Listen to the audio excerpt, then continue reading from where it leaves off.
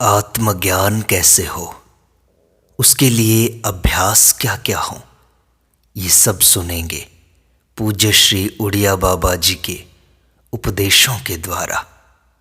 एक व्यक्ति ने प्रश्न पूछा, असंग शस्त्रेण दृढ़ेन छित्त्वा ततः पदम तत्परिमार्गितव्यम। महाराज जी, इस गीता के वचन में जो असंग शस्त्र माना गया है वह क्या है, और उसके पीछे जिस मार्ग की खोज करने को कहा है वह क्या है। तब महाराज जी ने कहा, सद असद विवेकवती बुद्धि से आत्मा और अनात्मा का विचार करना असंग शस्त्र है। जब अनात्मा से आत्मा की पूर्ण असंगता का अनुभव होने लगे तो उसे ही असंग शस्त्र से छेदन करना कहा जाता है।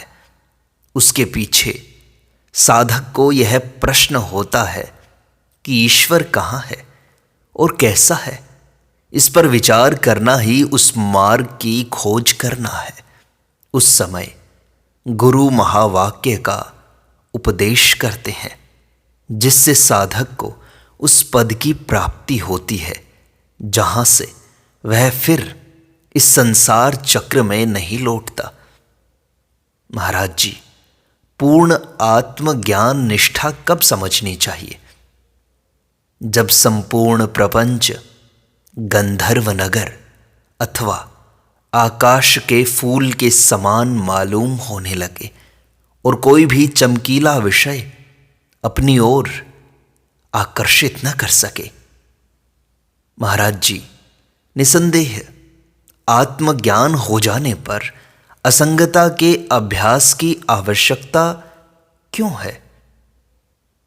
परमार्थ तत्व का ज्ञान हो जाने पर भी दीर्घकालीन अभ्यास के कारण चित्त में बैठी हुई विषयों की प्रीति दूर नहीं होती।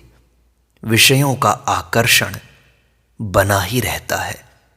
उसे दूर करने के लिए असंगता के अभ्यास की आवश्यकता है, क्योंकि बिना अभ्यास के आत्मानंद की दृढ़ता नहीं होती और बिना आत्मानंद की दृढ़ता के विषयों में सुख बुद्धि बनी रहती है।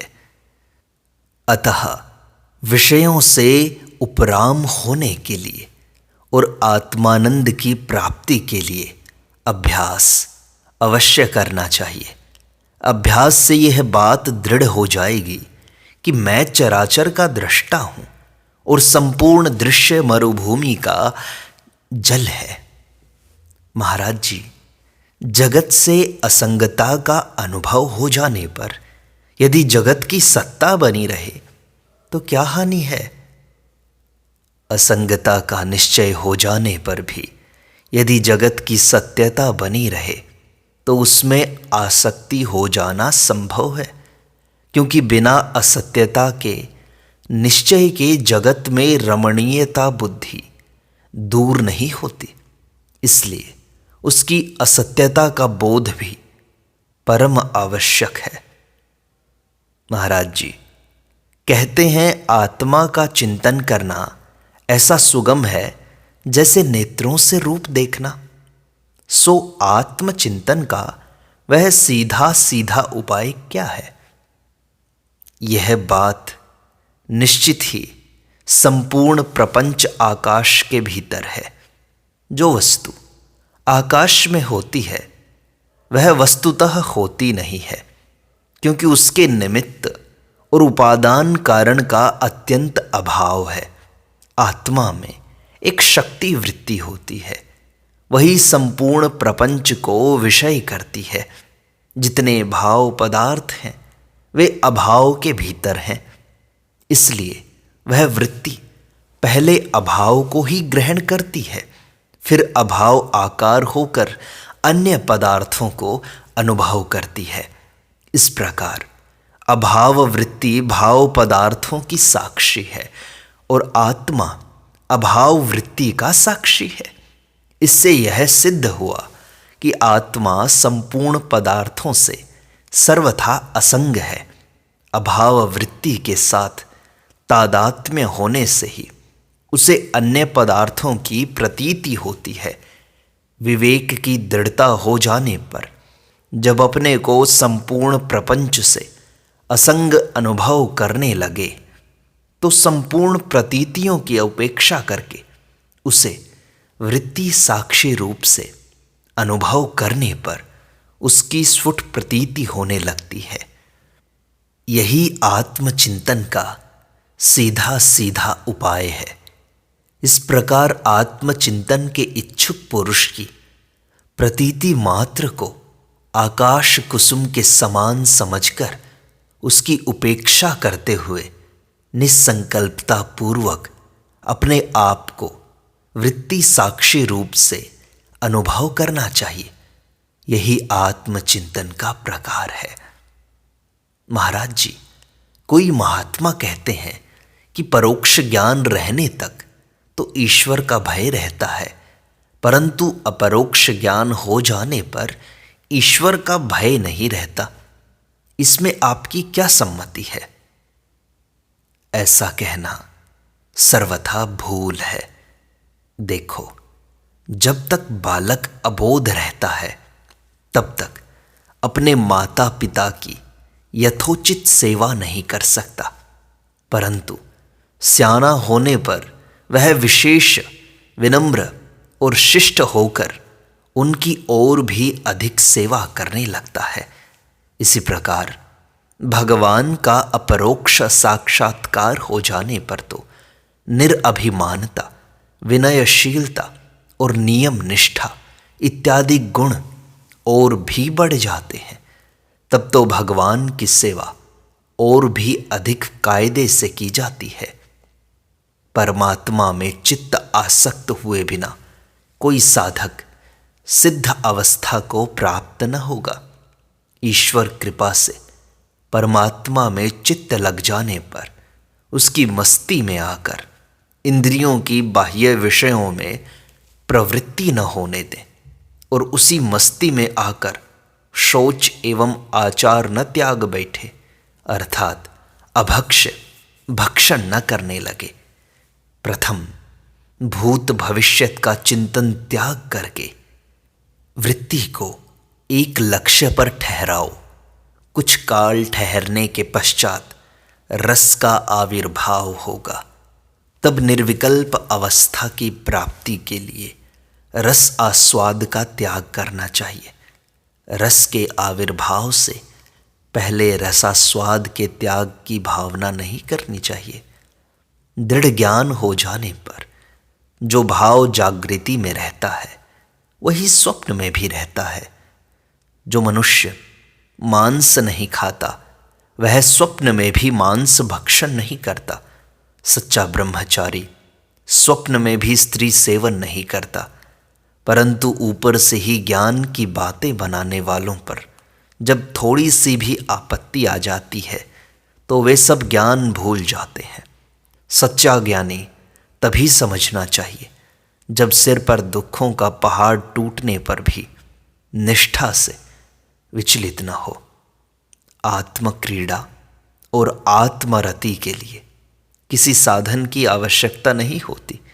स्त्री क्रीड़ा, धन क्रीड़ा या पुत्र क्रीड़ा आदि सांसारिक भोगों के लिए तो बड़े बड़े साधनों की आवश्यकता होती है। 4 बातें सर्वदा याद रखो। ये विचार की 4 श्रेणियां हैं। संसार को दुख रूप समझना, उसे स्वप्नवत समझना, उसे भगवान की माया समझना और उसे आत्मा की तरंग जानना। ज्ञेय का ध्यान न करना ही ज्ञाता का ध्यान है। ज्ञाता और ज्ञेय का संबंध कभी नहीं होता। ऐसा चिंतन हर समय रखना चाहिए। शरीर अलग है और मैं अलग हूं, पहले ऐसी भावना करनी चाहिए। हरा, पीला, काला, लाल जो भी रूप दिखाई देता है उससे मैं अलग हूं।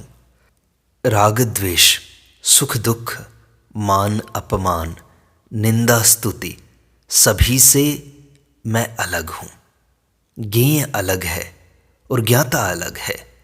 वह भाव परिपक्व हो जाने पर ज्ञेय ज्ञाता की चमक मात्र है और कुछ भी नहीं है।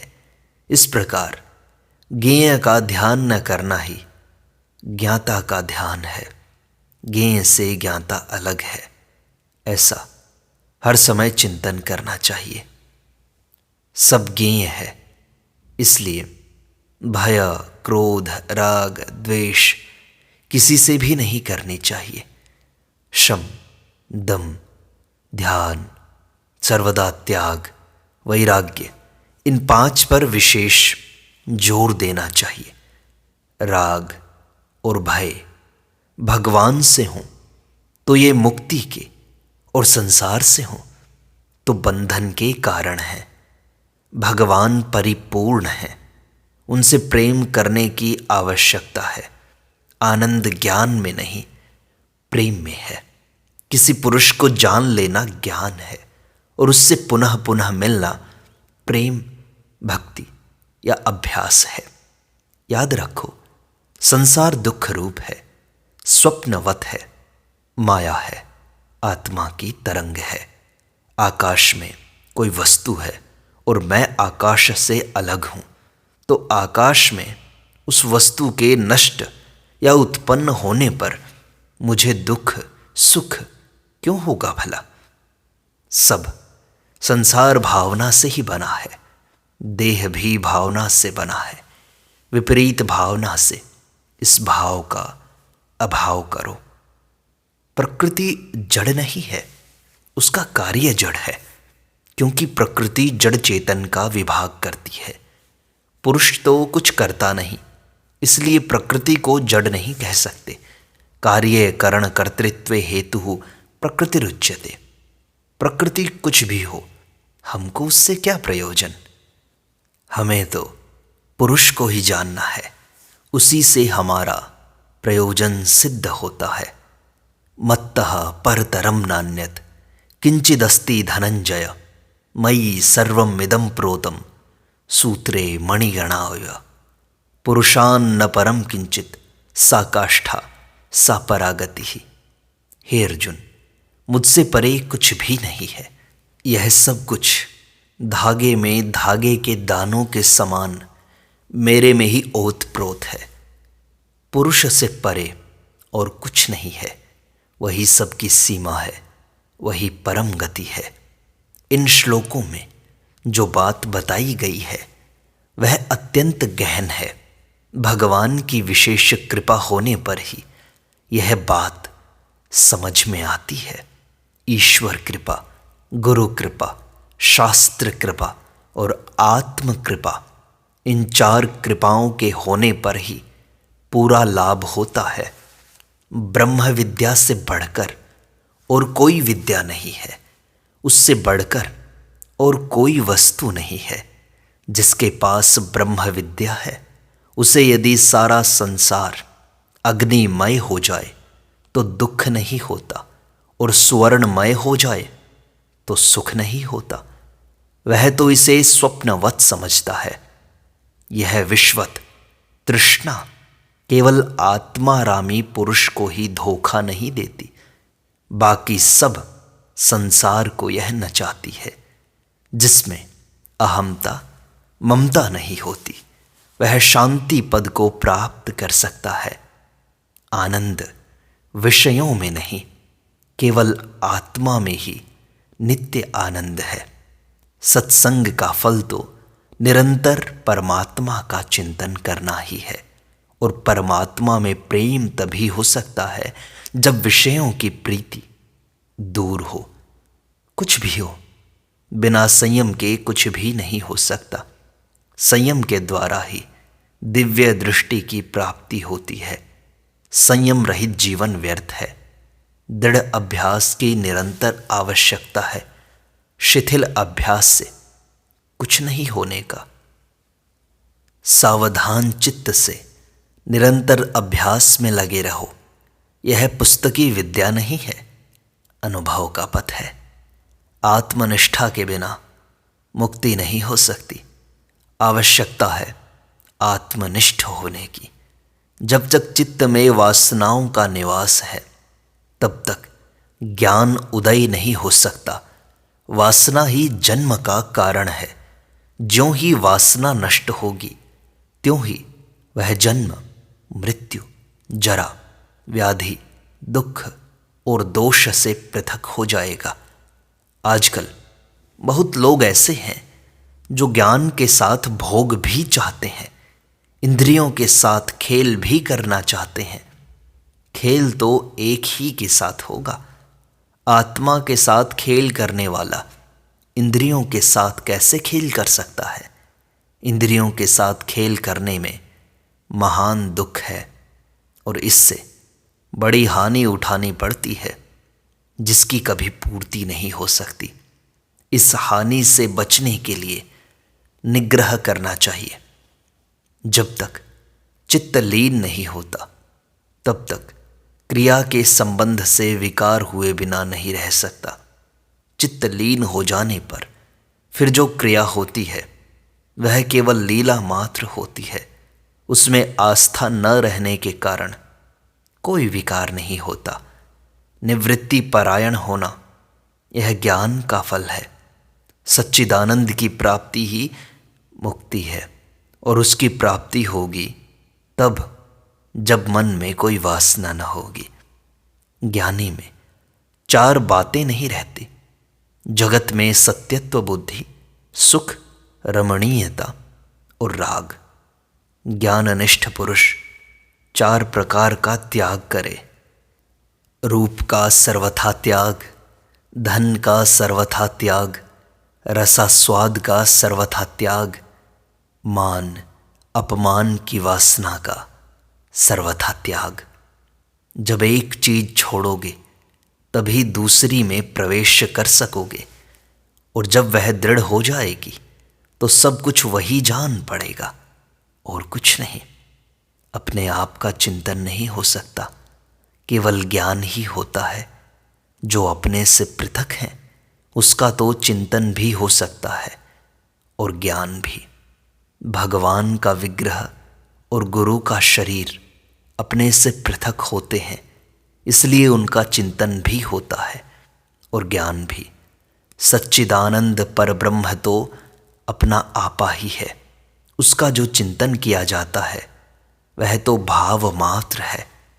जब भगवद आकार वृत्ति हो जाती है तो जीव संसार से तर जाता है, फिर उसके लिए संसार रहता ही नहीं। जैसे रस्सी का ज्ञान होने पर सर्प का अत्यंत अभाव हो जाता है, यही निष्ठा है।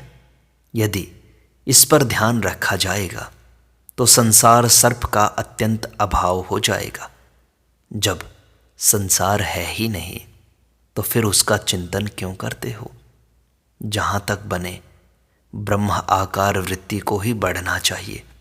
वृत्ति के बढ़ने से निद्रा, तंद्रा आदि दोष स्वतः ही नष्ट हो जाते हैं तथा वृत्ति की स्थिरता होने से आसन भी स्वयं ही स्थिर हो जाता है।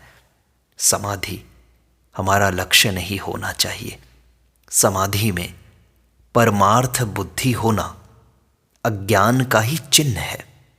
चिंतन करते करते समाधि अपने आप होगी। न भी हो तो भी कोई चिंता की बात नहीं, परंतु भगवत चिंतन के स्थान में समाधि पर मुख्य दृष्टि होना तो असत का अभिनिवेश ही है। चिंतन के समय असंगता की ही भावना करनी चाहिए। जगत की असत्ता तो विचार से ही सिद्ध है, उसकी भावना करने की आवश्यकता नहीं। पहले इष्ट वस्तु में आसक्ति होती है, तत्पश्चात भाव होता है और फिर प्रेम की प्राप्ति होती है। प्रेम ही को समाधि कहते हैं। उस समाधि के बाद जो स्थिति होती है उसी का नाम जीवन मुक्ति है। अभ्यास के द्वारा अपने चित्त को शांत करो। विषयों का चिंतन करना मन को आहार प्रदान करना है। संकल्पपुर के पदार्थों का स्मरण करने से ही पतन हो जाता है। किसी के संबंध में विचार या स्मरण करना उसका संग करना ही है। संग से वस्तु समीपता का रूप धारण कर लेती है तथा संग का त्याग करने से त्रुटियां दूर हो जाती हैं। चित्त में शुद्ध विचारों को भरो, शुभ विचारों के साथ खेल करो और उन्हीं के साथ जीवन बिताओ। सारा अभ्यास मन से संबंध रखता है। भगवत तत्व समझने के लिए मन का अभ्यास अपेक्षित है।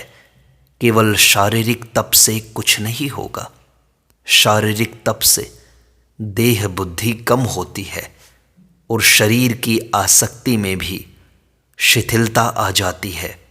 इस प्रकार का अभ्यास स्थूल चित्त वालों के लिए है। वाणी का तप भी आवश्यक है। लोग प्रायः अभ्यास में वाणी की साधना करना भूल जाते हैं। मैं कहता हूँ केवल सत्य भाषण से ही आत्म साक्षात्कार हो सकता है, किंतु सत्य में सरलता भी निहित है। सरलता सत्य से पृथक नहीं।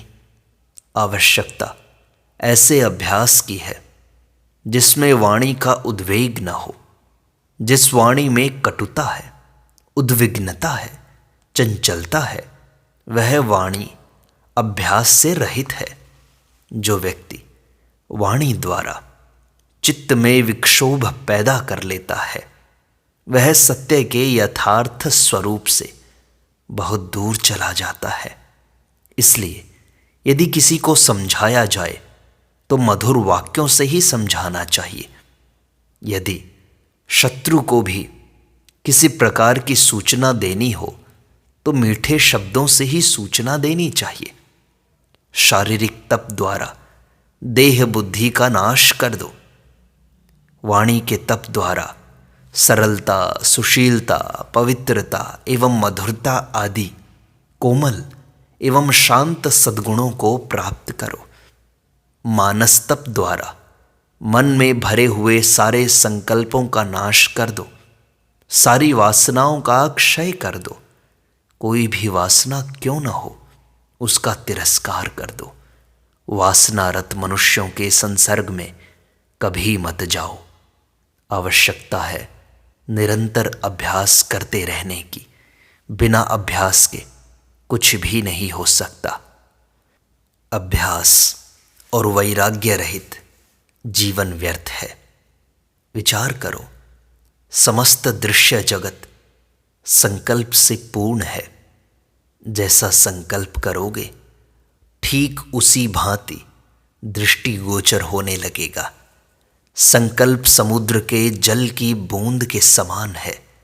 अनंत संकल्प समूह ही संसार है। वास्तव में संकल्प से भिन्न कुछ भी नहीं है। ऐसा विचार करके विश्व प्रपंच की आसक्ति का नाश कर दो। सबसे प्रबल विघ्न तो तुम्हारी वासनाओं का स्फुरण ही है। वासना क्षय के अध्यास की कमी होती जाएगी। ज्यों ज्यों वासना का क्षय होगा, त्यों त्यों देह अध्यास की कमी होती जाएगी। देह अध्यास घोर जड़ता है। इस घोर जड़ता को दूर किए बिना आध्यात्मिक क्षेत्र में उतरना कठिन होगा। इसके लिए न तो मन के साथ युद्ध करना होगा और न उसे किसी वस्तु का प्रलोभन देकर फुसलाना ही होगा, किंतु एक आवश्यक कार्य अवश्य पूरा करना होगा। वह है मन में भरे हुए नाना प्रकार के संकल्पों का नाश। ज्यों ही तुम्हें इस कार्य में सफलता होगी, त्यों ही सांसारिक प्रलोभन तुम्हारी ओर स्वतः ही आकर्षित होने लगेंगे। निरंतर 6 महीने की निर्बल साधना से भी संसार के प्रलोभन आने लगते हैं। इस अवस्था में खूब सावधान रहना चाहिए। अभ्यासी से प्रथम तो पाप होते ही नहीं। यदि प्रमादवश कोई हो भी जाता है तो तीव्र अभ्यास रूप अग्नि में तुरंत भस्म हो जाता है। सत्संग करें और अभ्यास न करें तो क्या लाभ है। जैसे कोई रामायण तो पढ़े किंतु राम भक्त न हो, अथवा श्रीमद् भागवत का पारायण करते हुए भी श्री कृष्णचंद्र का अनुयायी न हो। श्रद्धा, तत्परता और जितेंद्रियता, इनमें से एक के भी अभाव में इष्ट की प्राप्ति नहीं हो सकती। अतएव लक्ष्य की सिद्धि के लिए तीनों की ही आवश्यकता है। सीखने की वस्तु भजन ही है, ब्रह्म विचार नहीं। विचार तो भजन के फलस्वरूप से ही स्वयं ही प्राप्त हो जाता है। जो भजन करता है उसे कालांतर या जन्मांतर में विचार हो ही जाएगा। अतः विचार के लिए भजन नहीं छोड़ना चाहिए।